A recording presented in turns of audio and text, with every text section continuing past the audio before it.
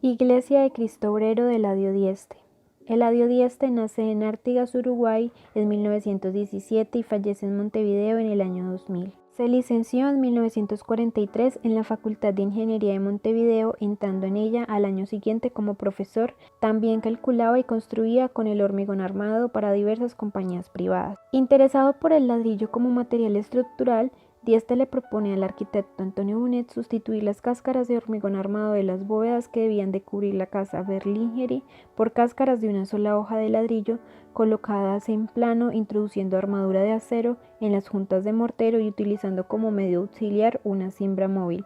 Bonet acepta el cambio, naciendo de esta manera lo que sería la cerámica armada. En 1954, Dieste decide fundar en Montevideo con Eugenio Rolando Montañez la empresa Dieste y Montañez S.A., dedicada al proyecto y ejecución de obras desarrollando la tecnología de la cerámica. Entre 1945 y 1975 se construyeron una serie de obras extraordinarias que ponían en valor un material tradicional y simple como el ladrillo o el mampuesto, técnica mixta, la cerámica armada. La cerámica armada. La cerámica armada es una técnica constructiva que parte de la colocación del ladrillo a tabla, la instalación de una pequeña armadura entre las juntas de mortero de los ladrillos y la utilización de un pequeño encofrado móvil, consiguiendo la finísima cáscara de ladrillo continua, permitiendo liberarse de la sujeción de las obras auxiliares, de las instalaciones provisionales y de la mano de obra especializada, encontrando en el nuevo material una economía de medios. Dieste encuentra en el ladrillo el material, en el hormigón armado la técnica y en la memoria cultural la íntima unión. A partir de este sistema tiene dos tipos de superficies, superficies regladas y superficies plegadas, y dos tipos principales de bóvedas, las bóvedas autoportantes de directriz catenaria sin tímpanos y las bóvedas gausas de directriz catenaria continuas o discontinuas. Bóvedas gausas. La directriz se define por la geometría de la catenaria, que es la curva de una cuerda suspendida en ambos extremos. Esta genera una curva sometida a fuerzas de tracción. Al invertir la curva pasa a ser sometida a fuerzas de compresión y es así como los ladrillos se apoyan entre sí y mantienen la forma. Las fuerzas debido al peso propio son axiales y el grosor de la bóveda se mantiene al mínimo, solo un ladrillo de espesor más una capa delgada de revestimiento de arena y cemento. La bóveda gaussiana utiliza una doble curvatura para endurecer la sección transversal contra el pandeo y tiende a usarse para largos tramos entre los puntos de la directriz. A medida que el plano se mueve, una serie de curvas catenarias de tamaño variable definen la superficie de la bóveda. La bóveda gaussiana es llamada así por su parecido con la gráfica de la conocida curva gaussiana o campana de Gauss. Y este creó todo un repertorio de tipologías para dar respuesta a la construcción de cualquier parte de un edificio, como fueron las estructuras laminares para la contención, losas planas, láminas plegadas, cáscaras autoportantes de directriz catenaria sin tímpanos o láminas de doble curvatura. En programas tan variados como naves industriales, edificios comerciales y deportivos, iglesias o viviendas, siendo destacar la Iglesia Cristo Obrero de Atlántida. Iglesia de Cristo Obrero. La Iglesia de Cristo Obrero en la estación Atlántida se sitúa a 40 kilómetros de Montevideo, cerca del balneario que le da el nombre. Fue diseñada y construida en 1955 y 1960. Es la obra icónica del ingeniero uruguayo Eladio Dieste, figura clave del sistema de construcción de cerámica armada. Fue el primer proyecto arquitectónico real para la empresa de ingeniería.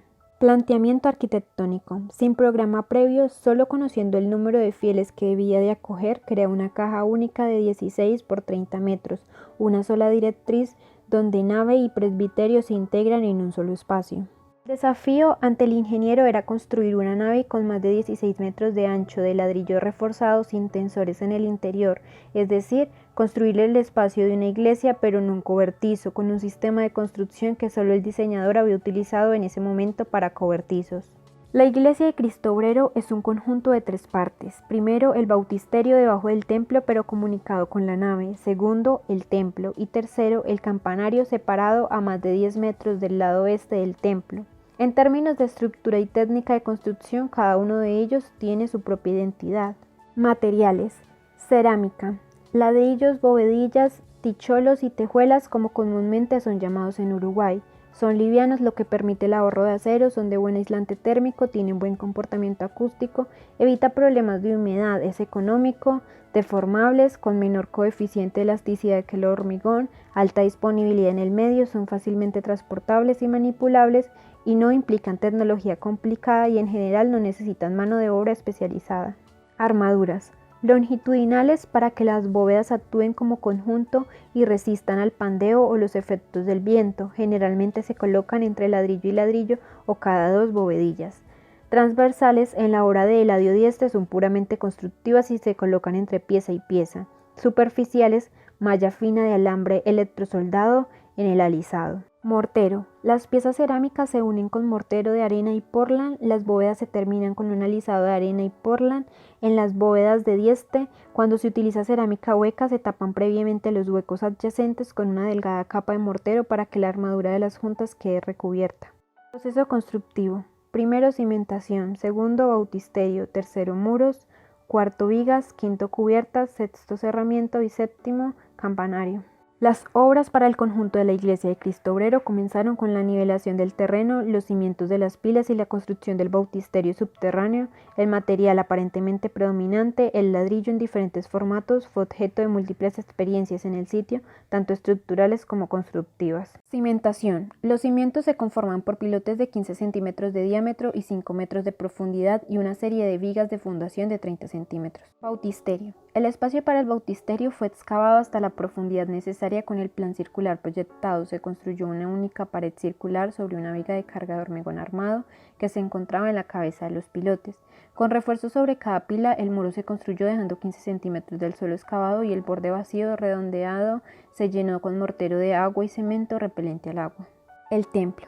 Todo es forma y estructura a la vez. El conjunto de paredes y techos, que mide en planta 16 metros por 30 metros, se concibió como una gran cáscara de doble curvatura que se apoyaba en el terreno mediante pelotes in situ. Muros. Son superficies regladas de 7 metros de altura y 30 metros de largo, formadas por una sucesión de conoides de directriz recta al nivel del suelo y ondulada, con una parábola y 2 medias parábolas acordadas por onda en su parte superior. Para construirlas se replanteó previamente las superficies regladas con alambres que se fijaban a las directrices.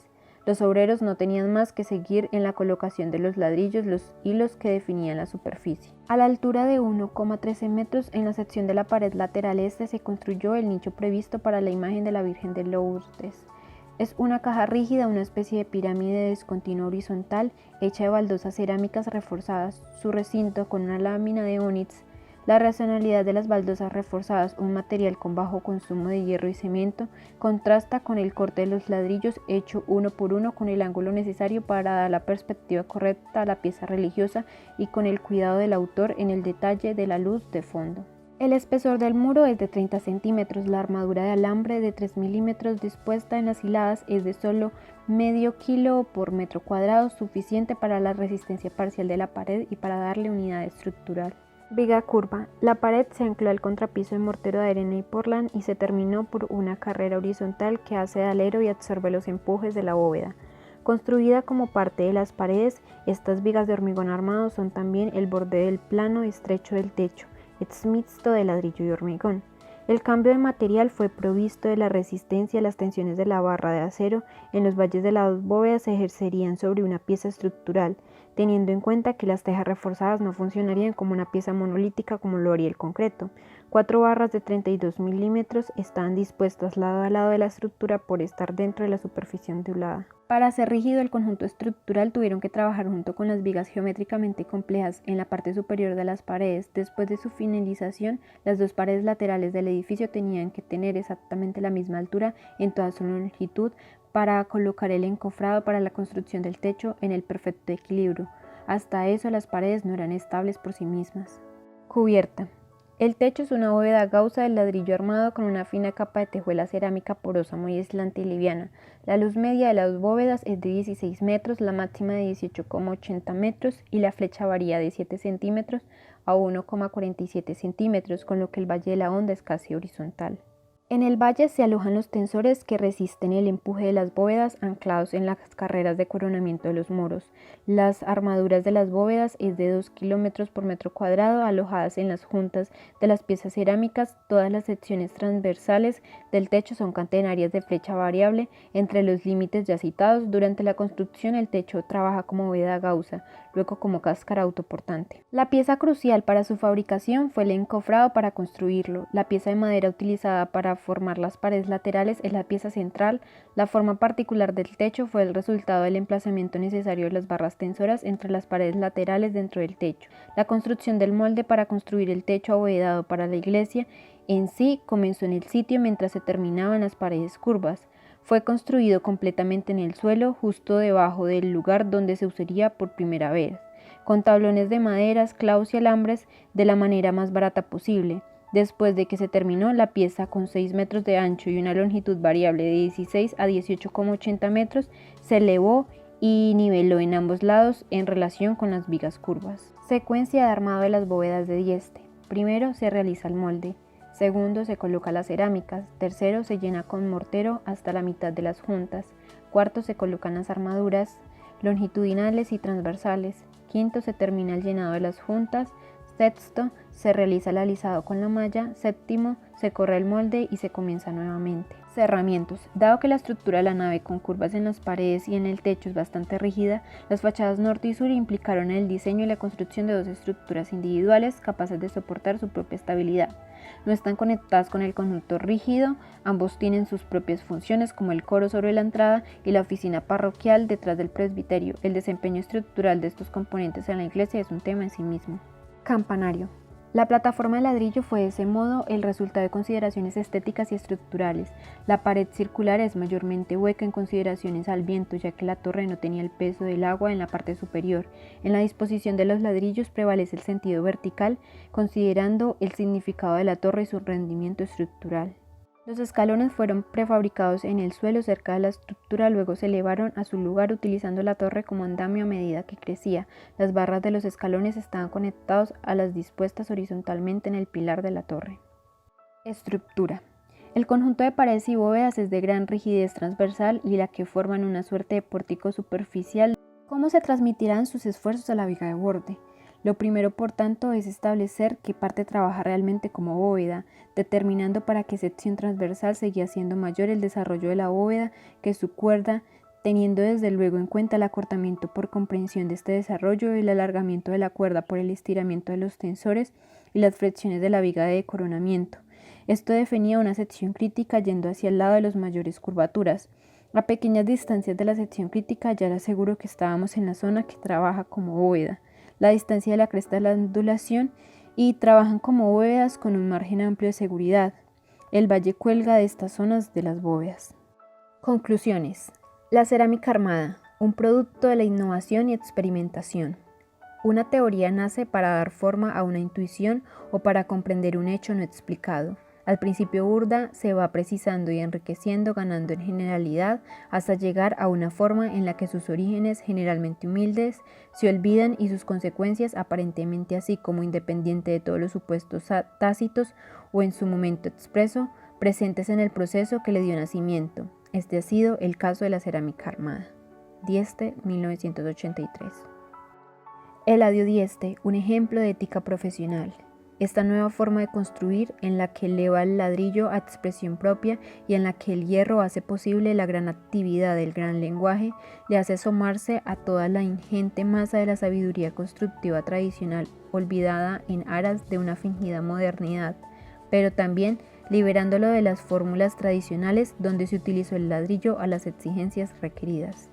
Cabeza, 1996. La Iglesia de Cristo Obrero, un diálogo entre arquitectura, geometría e ingeniería.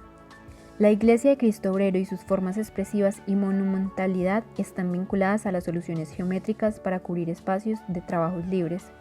Supone el punto de partida hacia la recreación total de su estética y su ética, mostrando a la comunidad internacional cómo un material totalmente tradicional se puede innovar, involucrar a la comunidad con la que convive, dar respuesta a lo que le demandan, crear espacios donde forma, estructura, color, textura, luz, perviven en perfecta armonía, hacen uso de la palabra economía desde un punto de vista más universal y no solo desde el punto de vista financiero, hacer crítica positiva desde la arquitectura y ser en definitiva un creador.